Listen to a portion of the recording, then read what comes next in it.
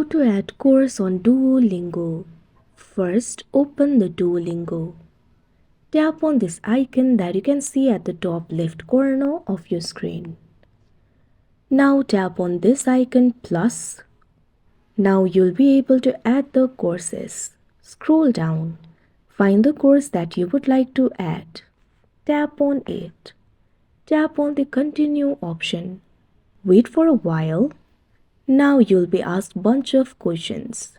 First of all, you'll have to answer how much you know this particular language. Tap on the option of your choice. Tap on the continue option. Find the best place to start. You can see two options. Tap on the option of your choice. Tap on the option continue. Tap on the option continue again. Now you can simply answer few questions in order to start the course. Keep answering the questions. Now after you complete the challenge, what you have to do is commit to learning. Tap on the strict goal of your choice. Tap on the option commit to my goal. Now once you do that, you can see over here the course has been added. Like this, you'll be able to add course on Duolingo. That's it for this video. Thank you for watching.